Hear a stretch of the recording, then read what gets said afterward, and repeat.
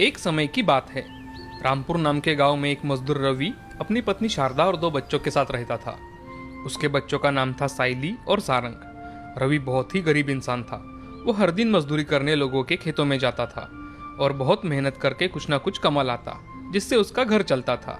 एक दिन रवि अपने पूरे हफ्ते की मजदूरी लेकर घर चला आता है और शारदा से, शारदा ये लो 600 रुपये साइली और मयूर की फीस के लिए। बाबा, आप इतनी मेहनत करते हो, आज फिर से आप आपके लिए बनियान नहीं लाए और हमारे स्कूल की फीस दे दी। अपने लिए भी कुछ लिया करो बाबा। अरे कोई बात नहीं, मुझे पता था ये अपने लिए कुछ भी नहीं लाएंगे। मैं इनके लिए नई बनियान लेकर आई हूँ। अरे ये क्या बात हुई शारदा, मेरे लिए नए बनियान लाने की क्या जरूरत थी? उससे अच्छा तुम बच्चों के लिए कुछ लेकर आती। जी कल रक्षाबंधन है तो साइली को राखी चाहिए थी, तो मैं बाजार राखी लेने गई थी तो आपके लिए नई बनियान भी लेकर आई। कितने फटे हैं देखो आपके बनियान। अब कल ये नए पहन के जाना। हाँ बाबा, जरा अपना भी ख्याल रखा करो। साइली बिटिया, पढ़ाई बहुत ज़रूरी है। तुम लोग अच्छे से पढ़ाई करो और आगे बढ़ो, नहीं तो मेरे जैसी मजदूरी करनी पड़ेगी। विद्या इंसान के जीवन में बहुत काम आती है बेटी। हाँ बाबा, हम दोनों बहुत अच्छे से पढ़ाई करेंगे, लेकिन आप अपना भी ख्याल रखिए। हाँ बेटी, चलो अब अपनी पढ़ाई करने बैठो तुम दोनों। जी बाबा। अगले दिन रवि और कुछ लोग काम के सिलसिले में शहर जाते हैं। काम खत्म कर उन लोगों को घर आने में बहुत देर हो जाती है। रवि और उसके साथी रास्ते से घर लौट ही रहे थे, तभी उन्हें रास्ते में एक औरत की चिल्लाने की आवाज़ आती है। रवि और उनके साथी उस आवाज़ की ओर दौड़ कर जाते हैं और देखते हैं तो 2-3 गुंडे एक कार को घेरकर एक औरत के साथ जबरदस्ती करने की कोशिश कर रहे थे। उस औरत के साथ एक छोटा बच्चा भी था, जो ये सब देखकर बहुत रो रहा था। रवि जल्द ही दौड़कर उन गुंडों के पास जाता है और उन्हें मारने लगता है। वो 3 बदमाश बाकी लोगों को उनकी ओर आते देख वहां से दुम दबाकर भाग जाते हैं। बहन जी, आप इतनी रात गए इस सुनसान रास्ते पर क्या कर रही थी? यहाँ रात के समय हमेशा खतरा रहता है, क्या आपको पता नहीं? और आपके साथ कोई बड़ा आदमी भी नहीं है। यहाँ अक्सर चोर उचक्कों का खतरा रहता है। अच्छा हुआ हमें शहर से आने में देर हो गई और आप हमें दिखाई दी, नहीं तो क्या होता भगवान जाने। चलो आप मेरे घर चलो, यहाँ इतनी रात से सफ़र करना अच्छा नहीं है।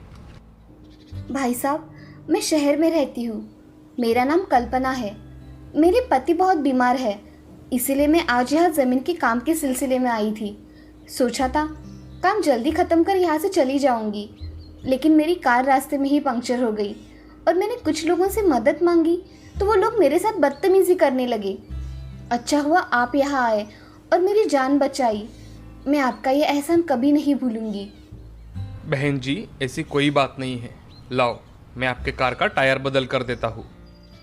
रवि कल्पना की कार का टायर बदल देता है और उसे अपने साथ अपने घर आने को कहता है। लेकिन कल्पना, उसके पति बहुत बीमार है और उनका ख्याल रखने वाला उसके सिवा कोई नहीं है, ये सब रवि को बताती है और वहाँ से निकालने की तैयारी करती है। कल्पना साड़ी का एक थोड़ा सा कपड़ा फाड़ती है और रवि से, भाई साहब, आज अपने भाई बनकर मेरी रक्षा की है। इस वक्त राखी तो नहीं है मेरे पास, लेकिन मैं ये साड़ी का टुकड़ा बांधकर आज से आपको अपना भाई मानती हूँ। मेरी भी कोई बहन नहीं है। आज मेरा एक बहन का सपना पूरा हो गया। बहन रुको ज़रा।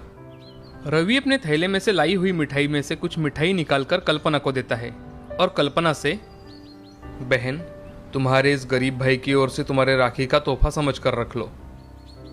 भैया, ये तोहफा तो बहुत ही प्यारा है।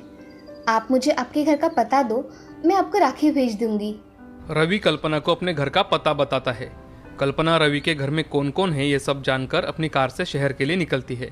रवि घर जाकर सारी बात शारदा को बताता है। अब 2 दिन बाद राखी थी। राखी वाले दिन सारंग अपनी माँ से, माँ देखो ना मेरा कुर्ता कितना फटा है, मुझे नया कुर्ता चाहिए। सारंग, अब दिवाली आने वाली है ना, तब मैं तुझे नया कुर्ता लेकर दूंगी। सारंग, माँ ठीक कह रही है। देखो, मैंने भी पुराना ड्रेस ही पहना है। ये देखो, मैंने तुम्हारे लिए लड्डू लाए हैं। चलो अब जल्दी से राखी बांध लो। तभी उनके घर पर एक आदमी आता है और रवि से, जी ये कल्पना जी ने भिजवाया है।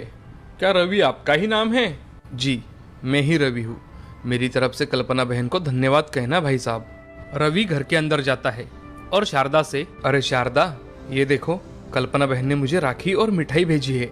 मुझे बहुत खुशी है कि भगवान ने आपको एक बहन दे दी, जिसने आज राखी के त्योहार पर आपकी सुनी कलाई भर दी। कल्पना शहर में रहती थी, लेकिन वो हर साल अपने भाई रवि को राखी जरूर भेजती थी। अब ऐसे ही कुछ साल बीत जाते हैं। रवि मजदूरी करके बहुत थक जाता है। उससे अब ज्यादा कुछ काम भी नहीं हुआ करता था, लेकिन जितना हो सके वो काम कर लेता था। अब साइली की भी शादी तय हो चुकी थी। शारदा, साइली की शादी को अब बस कुछ ही दिन बाकी है। सब कुछ कैसे होगा? मुझे तो बड़ी चिंता हो रही है। हमारे पास तो अब पैसे भी नहीं बचे और मैं अच्छे से कमाई भी नहीं कर पा रहा हूँ। आप चिंता मत करो, कुछ ना कुछ हल जरूर निकल आएगा। तभी वहाँ साइली आती है और शारदा से, माँ, बाबा, आज मैं शहर जा रही हूँ। आज मेरा लास्ट एग्जाम है। शाम तक घर लौट आऊंगी। संभल कर जाना बेटी, और अनजाने लोगों से बात मत करना। हाँ बाबा, मैं अपना ख्याल रखूंगी। ऐसा कहकर साइली अपनी एग्जाम के लिए शहर चली जाती है। शहर जाकर वो अपनी एग्जाम देती है। जब वो शाम को घर के लिए निकलती है तो उसकी बस मिस हो जाती है। वो वहीं खड़ी रहकर अगली बस का इंतजार करती है, लेकिन तभी वहाँ 2-3 आवारा लड़के आते हैं। लड़की तो एकदम अकेली है भाई, क्या ख्याल है तुम्हारा? अरे भाई, इसमें सोचने की क्या बात है, चलो उसके साथ खड़े हो जाते हैं। ऐसा कहकर वो तीनों लड़के साइली को घेर लेते हैं और उसके साथ बदतमीजी करने लगते हैं। साइली बहुत डर जाती है और मदद के लिए आवाज लगाती है, बचाओ बचाओ, कोई मेरी मदद करो। तभी उस रास्ते से एक कार आती है और वहां रुक जाती है और उस कार में से एक जोड़ा बाहर निकलता है। साइली के पास जाकर वो आदमी उन लड़कों से, क्यों रे, बहुत मजा आता है तुम्हें लड़की छेड़ने में? हाँ, रुको अभी बताता हूँ तुम्हें। वो आदमी उन तीनों लड़कों को पकड़कर पुलिस के हवाले कर देता है। अरे बेटी, तुम यहाँ अकेले क्या कर रही हो? साइली उनको सारी कहानी बताती है। ये सब सुन औरत साइली से, अरे तुम रामपुर से हो? रामपुर में मेरे भाई भी रहते हैं। अब बहुत देर भी हो चुकी है, तो तुम्हें जल्दी से बस भी नहीं मिलेगी। चलो, हम तुम्हें तुम्हारे घर छोड़ देते हैं। उसी बहाने मैं मेरे भाई से भी मिल लूंगी। दोनों साइली को कार में बिठाकर रामपुर की ओर निकल जाते हैं। इधर घर पर रवि और शारदा भी बहुत परेशान थे कि साइली अभी तक घर पर क्यों नहीं आई। दोनों घर के बाहर खड़े रहकर साइली का इंतजार ही कर रहे थे, तो उनके घर के सामने एक कार आकर रुकी और साइली उस कार से नीचे उतरकर अपने माँ के गले लगी और रोने लगी। अरे क्या हुआ बेटी, तुम रो क्यों रही हो? शारदा साइली से कुछ पूछ ही रही थी, तभी कार में से एक औरत और आदमी बाहर आए। जैसे ही रवि की नजर उस औरत पर गई तो रवि, अरे कल्पना बहन, आप अचानक यहाँ, और वो भी मेरी बेटी साइली के साथ? कल्पना भी रवि को देखकर बहुत खुश हुई और दोनों ने रवि को सारी घटी कहानी बताई।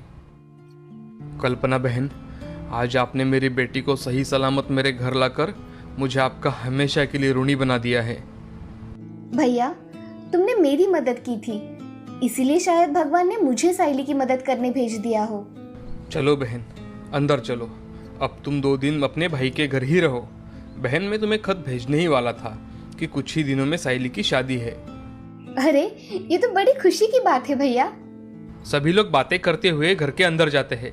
कल्पना और उसका पति 2 दिन तक रवि के घर रहते हैं और जाते वक्त कल्पना रवि से, रवि भैया, ये 1 लाख रुपए मैं साइली की शादी के लिए दे रही हूँ। मना मत करना भैया, मेरा इतना हक तो बनता ही है मेरी भतीजी पर। अरे बहन, इसकी कोई जरूरत नहीं, बस तुम सब लोग शादी में आ जाओ, इसमें ही मुझे बहुत खुशी मिलेगी। भैया, हम सब तो शादी में जरूर आएंगे, लेकिन ये मेरी तरफ से साइली के लिए है, ये आप रख लो। कल्पना साइली को गले लगाती है और शहर के लिए निकल जाती है। अब कुछ ही दिनों में साइली की शादी थी, जिसमें कल्पना और उसका परिवार शामिल होता है और बड़े धूमधाम से शादी होती है। आज इस शादी के दिन एक गरीब का रक्षाबंधन के दिन बना ये भाई बहन का रिश्ता और भी मजबूत होता है।